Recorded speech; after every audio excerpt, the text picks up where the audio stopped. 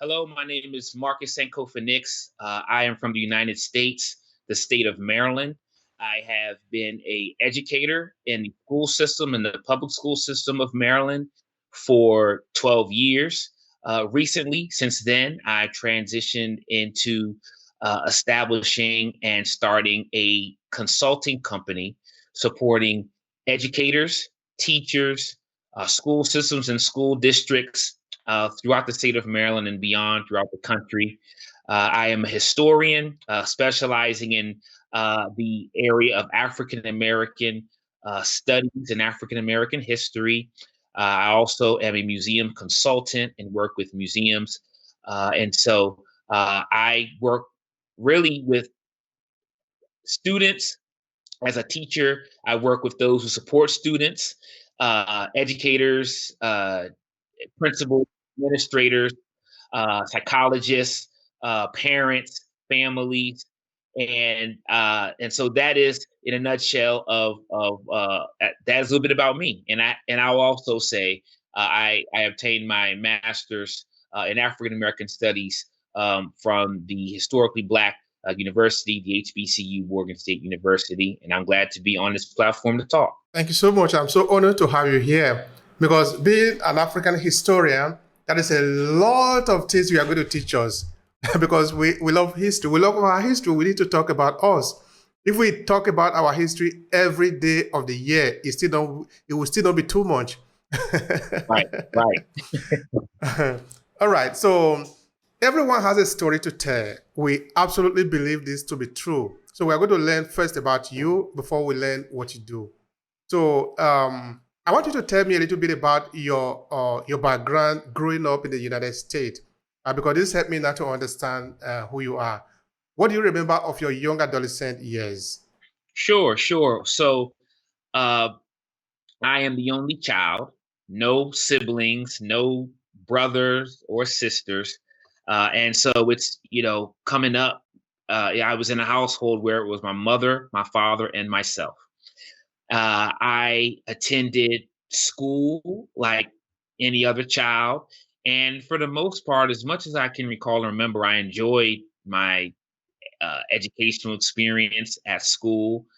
I had a very loving and supportive, caring family, not just my immediate mother and father, but my relatives and my extended community.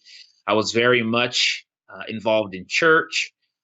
Church was a huge part of my family's life, with my father being a Baptist minister. But I would say that education was always something that my parents were really they that was a value, that was a strong value in my family for education. I know that my parents didn't have uh, at times opportunities to be able to get the kind of education that they would have wanted, and so here I come as their child, and so they wanted to make sure that I had a chance to obtain education in ways that they couldn't, just with them being my parents and wanting me to be able to have opportunities that they didn't have when they were younger. One of the things that I recently shared in a training that I did with over 80 plus teachers, educators, professionals in educational settings here in the States, in Maryland. A couple weeks ago, I shared a story of how when I was in elementary school. We believe that everyone has a story to share. We believe in the power of storytelling in today's digital economy. Yes, we believe that our audience need to be touched at the level of emotion so we can better engage.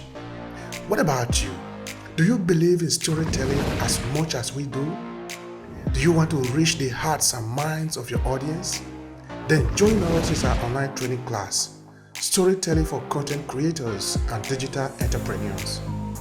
Come to obehi1food.com/storytelling and learn how to leverage your storytelling skills so you can earn more as a content creator and digital entrepreneur. Storytelling is a powerful instrument at our disposal. Let's explore it together. See you in the class.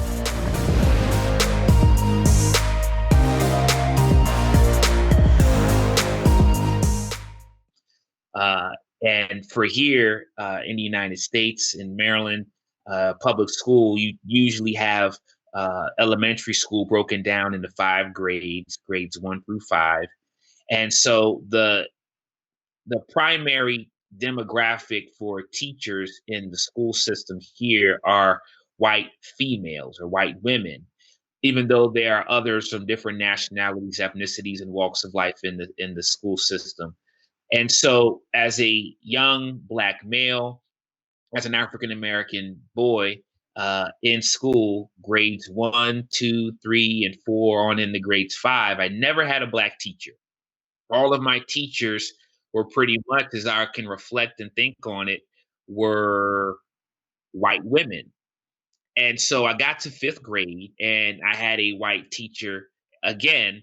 But this time my 5th grade experience was a little bit different because there was a gentleman, and I'll say his name. I'm sure he probably doesn't mind. His name was Mr. Ron Morris. And so he was a tall Black man. He was one of the 5th grade teachers, and his class was right next to my class. And even though I didn't have him as a teacher, I could hear him next door. I could hear the things he was saying. His students seemed to enjoy him as a teacher. Many of his colleagues and the other teachers seemed to like being around him. He dressed professionally. He was charismatic. And I always wondered what it'd be like to have him as my teacher as a Black man. And I always wondered how it would be with him. And so as I got older, um, I started to reflect on things like that more. And so here I am today. So, like I said, I had a very encouraging, enriching background experience that that played a significant part of what led me to be who I am today. In those times, there was no Black teacher in the school when you school as a young adolescent, correct? Correct. Not many. Okay, okay, but why? Because there were no Black people, or because there were no Black people didn't want to teach in the school? So at at the time, I wasn't really sure. Just like any other student, I was just going to school, and whoever was my teacher, that was my teacher.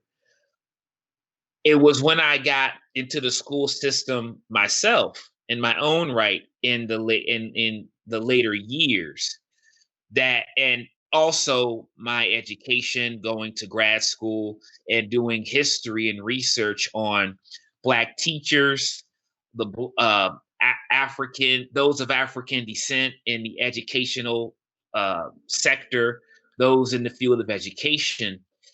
It was the reading and the study and the research and the things that I uncovered that helped me to connect the dots and helped me to have a deeper understanding of that case study experience that I encountered when I was in 5th grade.